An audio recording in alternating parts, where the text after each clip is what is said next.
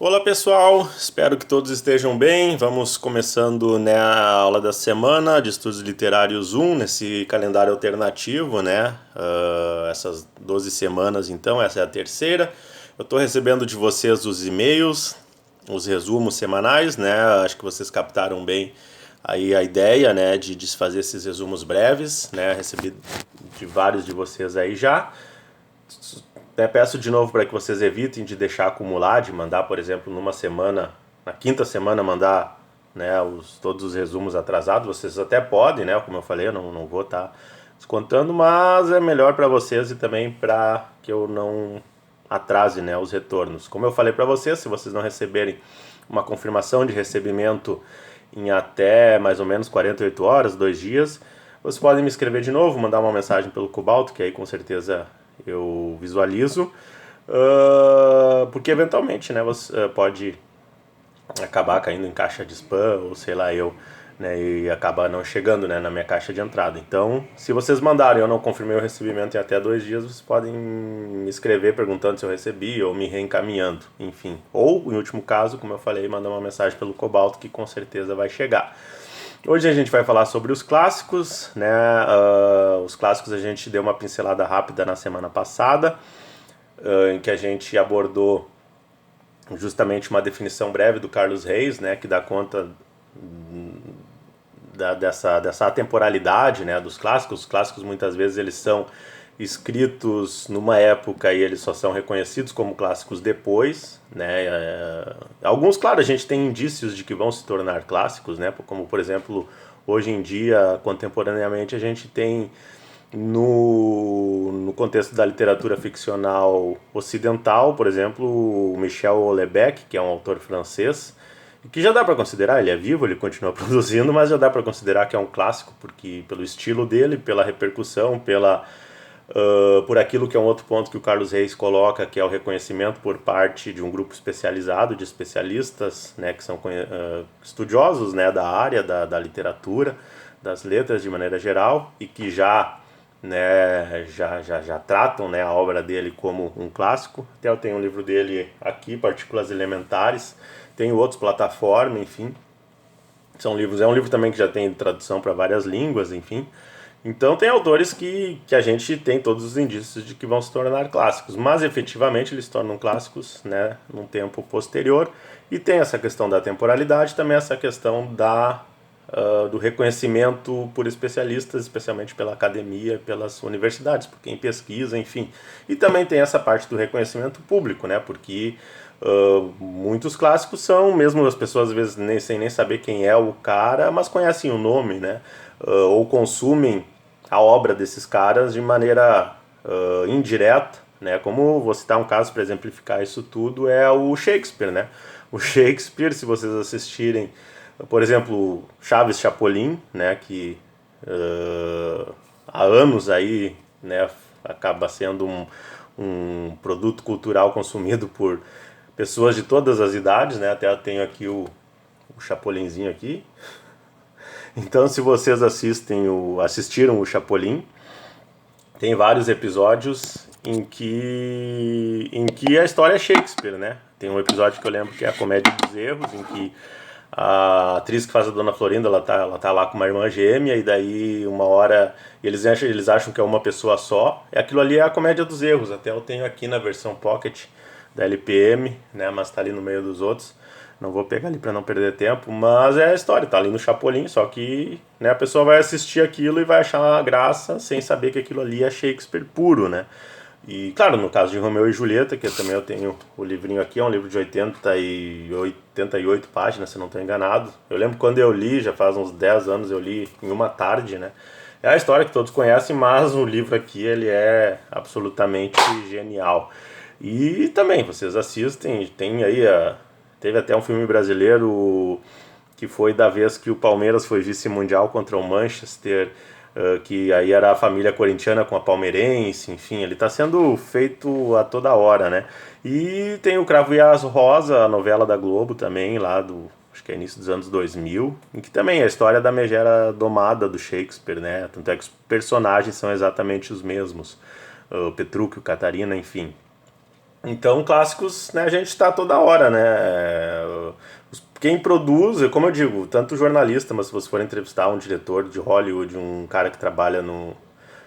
Até mudou o nome, né? Não é mais Projac, mas na produção de cultural da Globo, se vocês forem. Eu vi uma palestra com o Jorge Furtado uma vez, no ano lá em que ele lançou O Homem que Copiava.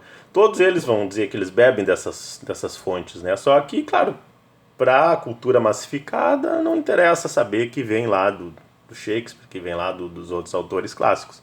Mas está toda hora, né, sendo renovado, né, sendo feitas novas produções.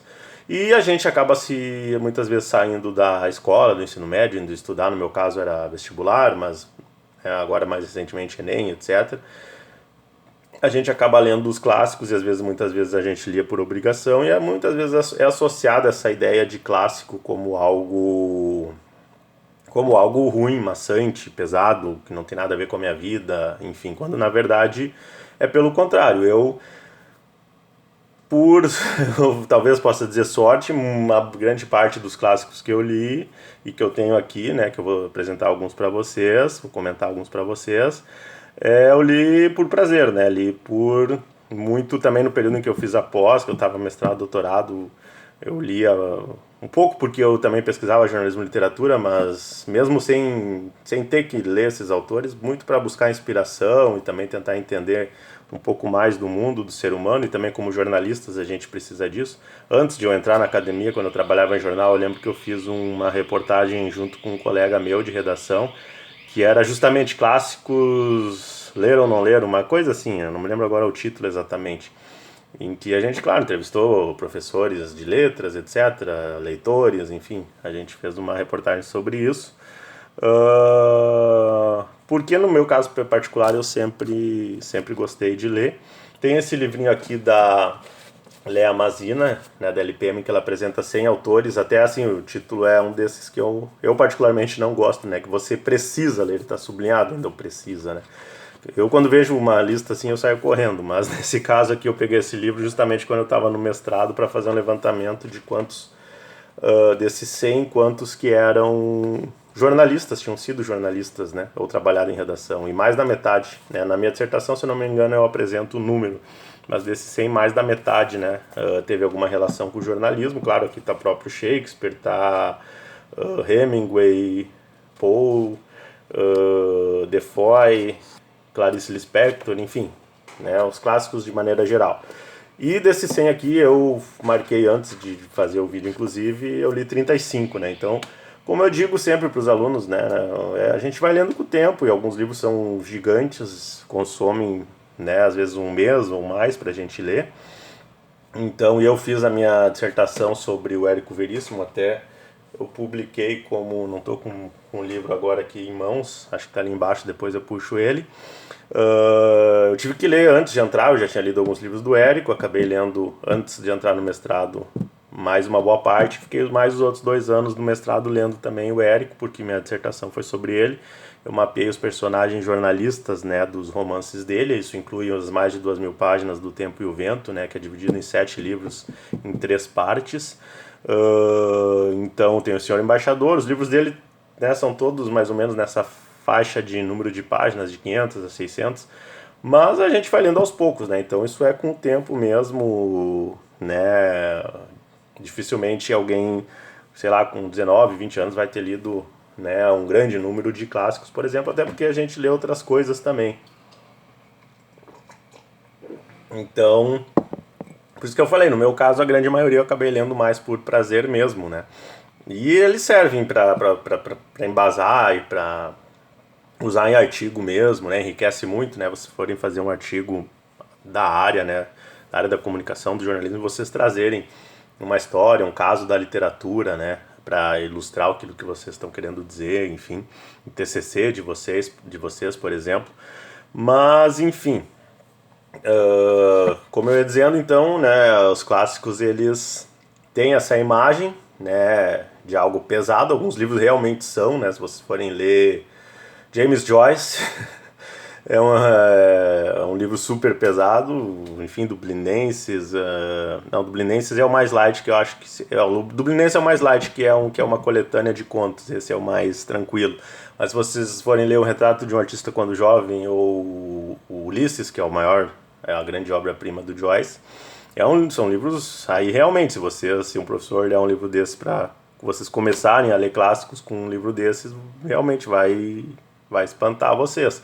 Assim como um clássico do jornalismo literário, que é Os Sertões de Euclides da Cunha, né? Outro livro super maçante. Claro que é daquela época em que se julgava, principalmente no Brasil, em que escrever bem era escrever difícil. Então, termos da época, termos técnicos, então você tem que ler com o Google aberto ali para estar pesquisando tanto sobre questões da época, quanto vocabulário, quanto questões geográficas, né? Então, são livros mais que realmente a gente acaba lendo às vezes realmente por obrigação, né? Ou uma leitura guiada, né? Por um professor que é especialista naquela obra, que vai te auxiliar, enfim, alguma disciplina específica, né? Mas outros não. A grande maioria dos clássicos não, né? A grande maioria dos clássicos vocês leem tranquilamente, são clássicos porque são livros que foram até populares na sua época e que tem uma leitura que é de fácil compreensão, que trabalham com aspectos universais, né?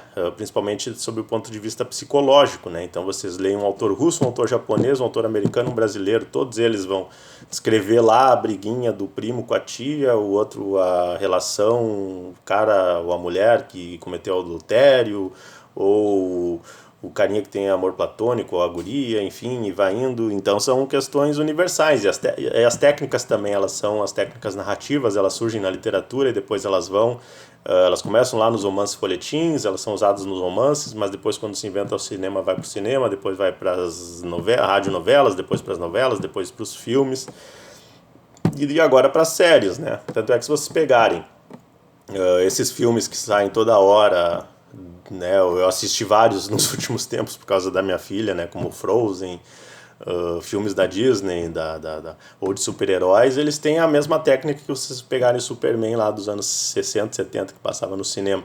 Né? Então, tem um vilão, geralmente está querendo se resgatar alguém, e aí se tem aquela cena traumática, dramática, em que o super-herói, às vezes são várias, às vezes são uma em sequência, até chegar no alto, que é a maior, porque às vezes tem uma cena dramática em que o personagem quase morre, mas não é um quase morre mais light. Depois tem aquele em que tu tem certeza que ele vai morrer. E esse é o ponto alto daí, né, desse tipo de filme, com muita ação, muita história, barulho, estouro, voa, nave voando, bicho voando, o cara vai cair no precipício e salva na última hora ali.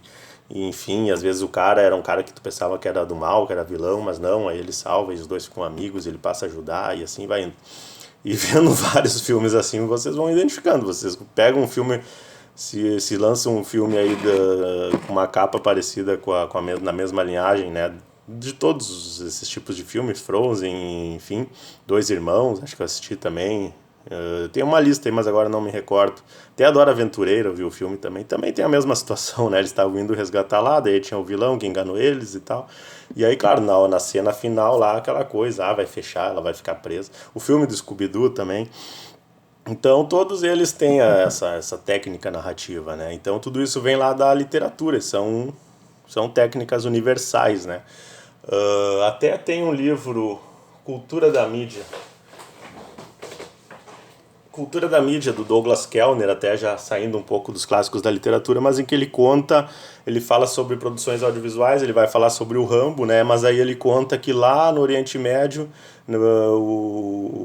os caras passavam o Rambo, mas na dublagem faziam uma outra história. Em vez dos russos serem os vilões, o povo que era inimigo deles, né? Porque a pessoa que assistia a dublagem não fazia ideia, era uma época principalmente para a internet, né? Então eles mantinham a narrativa e só mudavam assim como no próprio Chaves, né?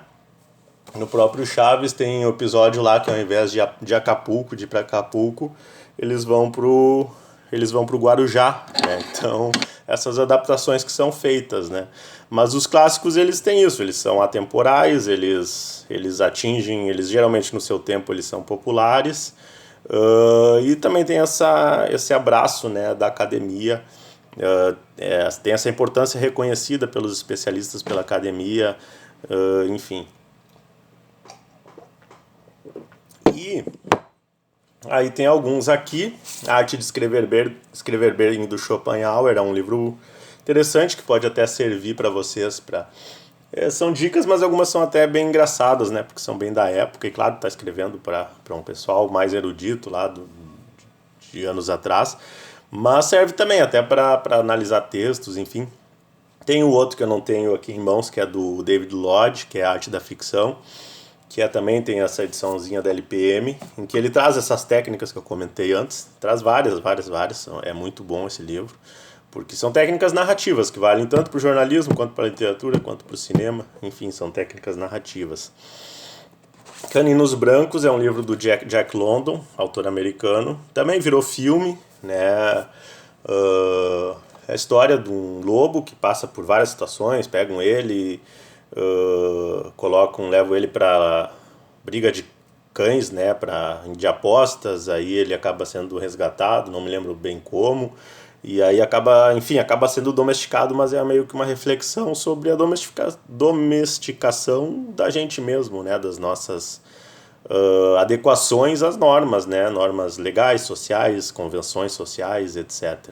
Então, todos esses livros também, a maioria tem reflexões e que são feitas nas mais diversas culturas, né. O Assim Falou Zaratustra, desculpa, eu sempre troco, mas é um livro mais pesadinho, eu prefiro o Et Homo, que também é do Nietzsche. Esse aqui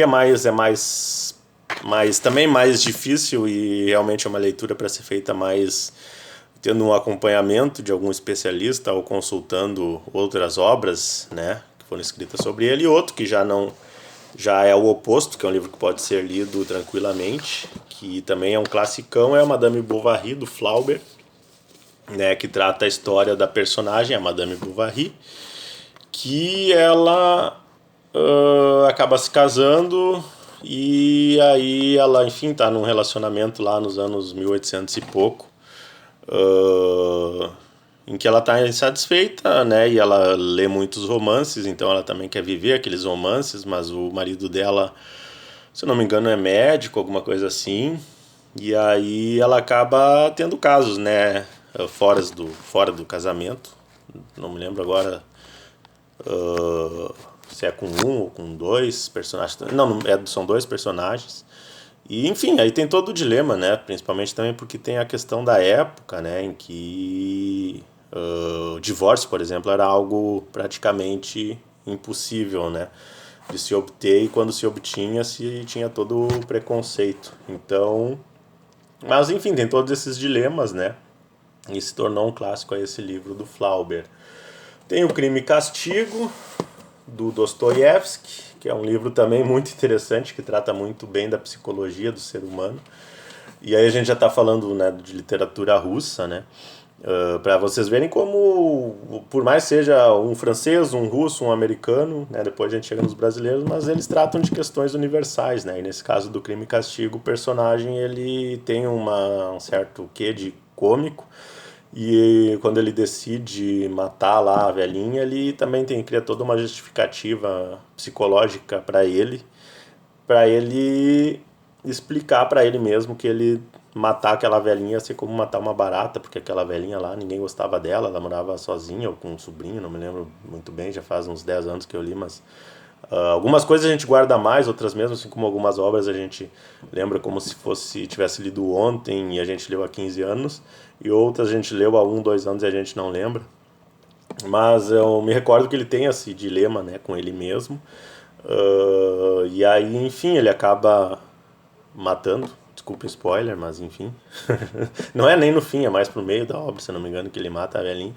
E aí fica esse dilema e esse jogo, porque ele começa a pensar que todo mundo tem alguma pista e que vão pegar ele, e aí tem o cara que está investigando e faz um jogo de palavras. Então também muita questão da persuasão, né, e da retórica principalmente. Então é um livro também que ele é bastante utilizado para quem estuda direito, né, porque tem muito da retórica, né, que é bastante importante, né, nos julgamentos, enfim.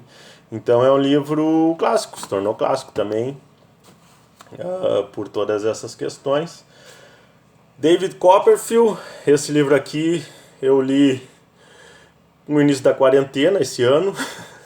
É um livro que foi uma sugestão de um amigo meu, escritor, que é médico, e ele também comentou, a gente às vezes conversa, ele falou uma vez sobre questão da memória, né, disso que eu falei, né, que é engraçado, porque às vezes tem livros que a gente lê, mas a gente não lembra o nome dos personagens, né, e outros a gente lembra, né, mas esse aqui é um livro marcante, né, tem personagens marcantes, a história toda gira em torno do personagem central, que é o David Copperfield, e tem o filme também, só que o filme eu não vi ainda, que é de 17 ou 18, 2016, 17 ou 18.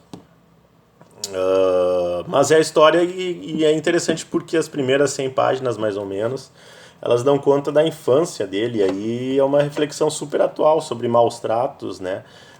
Principalmente a gente que está tendo aí frequentemente casos, né, de abuso e de se descobrirem que, né, a criança vivia em condições absurdas, ou um caso de mortes mesmo, como aconteceram no Rio Grande do Sul aqui recentemente. Teve a do menino Bernardo e teve agora, não vou me lembrar a cidade que teve, a da mãe que matou o menino.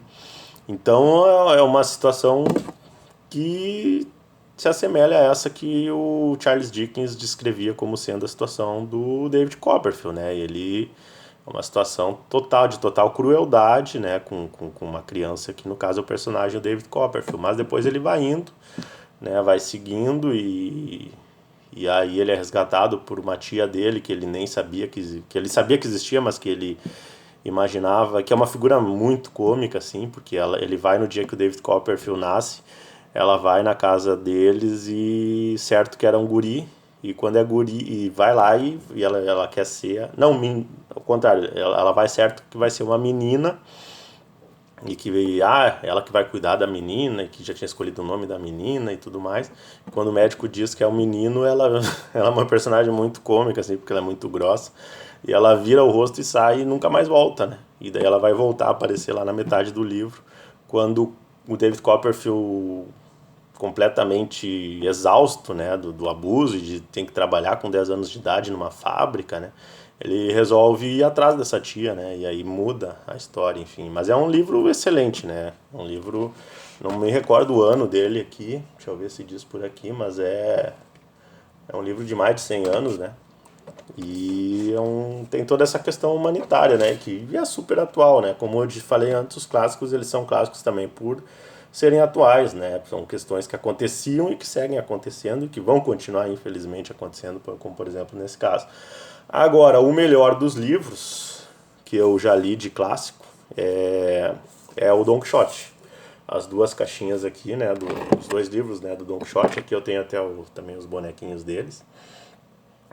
Porque é um livro, sob o ponto de vista da narrativa, da construção da narrativa, do humor, da ironia, da crítica social, de tudo. É um livro escrito lá por 1500, né, pelo Miguel de Cervantes. É absolutamente perfeito, né? Ele é um livro que tem uma linguagem que ela é uma linguagem de certa forma erudita, mas é uma erudita de fácil compreensão e que tem um humor assim completamente marcante, assim, né? É uma narrativa realmente assim que reflete muito de tudo, né? E é engraçado porque tu fica se questionando em vários momentos e mais e no final o Cervantes coloca esse questionamento que é se o Don Quixote ele era louco, ele estava fingindo ser louco para questionar a loucura da sociedade, né? Das convenções, etc. Então, mas é um livro assim que a cada parágrafo, né, vai lendo e tu dá risada sozinho, assim, porque é um livro realmente muito bom. Tem adaptação para o cinema e para desenho animado, etc., mas não é a mesma coisa. O livro realmente ele é absolutamente genial, muito por conta da linguagem também. É uma linguagem, eu diria assim, que quase que perfeita, né? Outro é esse Ernest Hemingway aqui, eu tenho Por Quem os Sinos Dobram, mas também tem o Velho Mar, que é um livro menor, mas eu considero esse aqui muito melhor também do que o Velho Mar. O Velho Mar foi o primeiro livro que eu li dele na época da faculdade ainda e me decepcionou um pouco. É um bom livro, mas não era tudo aquilo que eu esperava. Já o Por Quem os Sinos Dobram retrata o período da Guerra Civil Espanhola, mas trazendo todos esses aspectos psicológicos, né, do ser humano.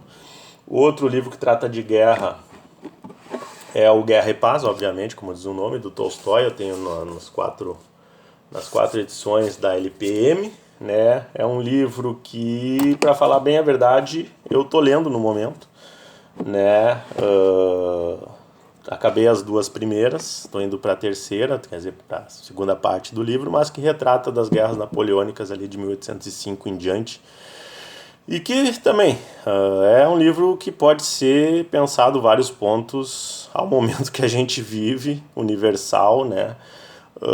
Em tudo, em política, em relacionamentos sociais, em psicologia humana, né? Então é um livro lá de 1805, né? E a devoção assim que o Tolstói descreve também do exército russo pelo Alexandre, pelo imperador, né? Sem internet, ajuda a entender que essa paixão, né, que parte da sociedade geralmente tem, independentemente do tempo, né, por figuras políticas, é algo que é quase que da natureza humana. O ser humano parece que tem uma necessidade, né, de ter um ídolo, de ter um cara que ele vai julgar. Geralmente é um cara, né, raramente é uma mulher, né. Isso é reflexo, né, de anos de criação de uma sociedade machista, enfim. Mas é uma paixão que o ser humano parece ter necessidade de acreditar que alguém é enviado, é um ser divino, né, que está acima de tudo, né, e que pode tudo e perde completamente a razão. Então isso no Guerra e Paz aparece já muito bem, tanto nos seguidores do Napoleão quanto nos do imperador Alexandre.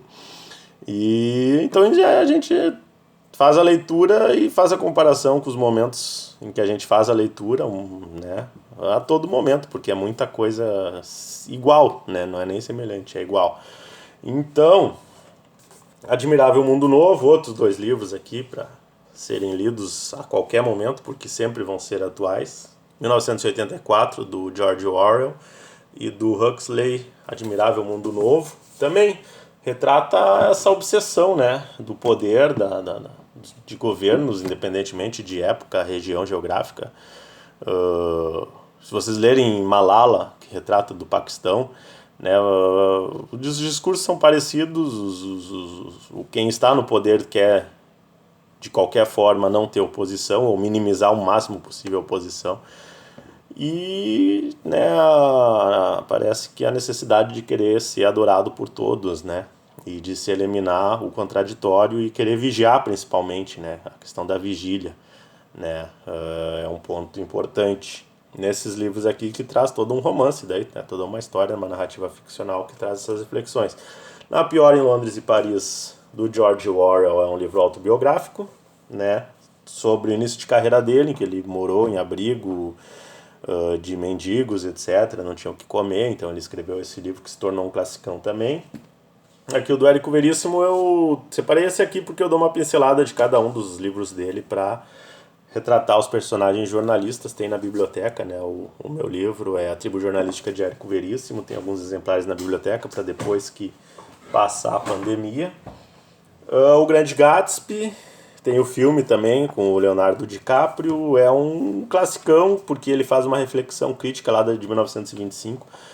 Ele faz uma crítica sobre a questão do sonho americano, né? Aquela ideia, de certa forma, de darwinismo social, né? Em que as coisas são assim porque Deus quis assim, porque a natureza quis assim. Então, quem é pobre porque nasceu pobre e não cabe muito a quem questionar. Mas, por outro lado, no sonho americano, prevê que o cara pode nascer numa família mais pobre possível e chegar no topo da pirâmide social, pode se tornar um empresário bem-sucedido. É uma base da meritocracia, do que seria, né, utopicamente a meritocracia. Mas é uma crítica, né, essa ideia, né, quer dizer, que é aquela coisa de chegar ao topo passando por cima de todos, doa quem doer, e a corrida para chegar ao topo, o objetivo máximo é chegar a esse topo do sonho americano, permitiria isso. Gabriel Garcia Marques, esse aqui é o Viver para Contar, tem também agora não sei onde é que eu botei, os 100 Anos de Solidão. O Viver para Contar é a biografia dele até os 28, 29 anos dele. Tem um documentário na Netflix sobre o Garcia Marques que vale muito a pena ver. E o 100 Anos de Solidão se tornou um clássico, até eu comentei sobre ele em temas latino-americanos, porque ele retrata num país fictício o surgimento de uma comunidade, num país fictício, de uma cidade, com uma personagem e traça os 100 anos de vida dessa personagem. E é um retrato ali principalmente ali dos países da América Central, né? Como que eles se constituíram historicamente, politicamente. Então é um livro histórico e que também tem muito, tem várias situações de romance, de comédia, de tragédia, de drama, né? Traz tudo isso, né, dentro da narrativa. E aqui a possibilidade de uma ilha que eu falei do Houellebecq, que é o autor francês que eu mencionei antes. E, se eu não me engano, seriam esses aqui que eu separei, né, que eu tinha aqui mais em mãos, né, vários outros autores, né, Faulkner, Hemingway eu cheguei a mencionar aqui, no Brasil, Jorge Amado, né, foi autor de Tieta, que é um clássico também que se tornou novela. Enfim, como eu falei, não precisam ficar desesperados, né, daqui a pouco, se alguém não leu nenhum, né, não é uma questão de que tenha que ler, né, por obrigação. Então, a minha ideia é que vocês saibam quais são alguns desses clássicos, né, não tem como saber todos, e que busquem, né, e lendo aos poucos alguns, pelo tema que vocês tiverem interesse, mas a maioria deles são temas universais que as pessoas, independentemente de gosto, né, o Machado de Assis, eu estava com ele aqui, o Dom Casmurro também. Eu tinha uma outra pilha que eu não lembro onde é que eu larguei, né? Mas o Dom Casmurro é um livro clássico que eu acabei lendo 2 vezes, a primeira vez por prazer, a segunda por obrigação, porque a professora de uma disciplina na faculdade pediu pra gente ler, mas que trata de questões universais. Então, independente da pessoa gostar de música, de esporte, de qualquer coisa, tende a gostar. E então, a minha sugestão é essa, que vocês, né, nesse semestre leiam, escolham de preferência um desses tipos de livro para ler, para fazer a resenha, e que vocês saiam com uma base, né, em relação não só à parte mais teórica, mas também a quem são os autores, os autores assim que são populares de certa forma, né, e para vocês saberem quem são eles muitas vezes. Então, seria isso, né, nessa semana. Na semana que vem a gente volta. Qualquer dúvida me perguntem, ou se vocês tiverem um interesse específico que eu possa responder a vocês, vocês também podem me escrever solicitando, tá bom? Um abraço, fiquem bem e se cuidem.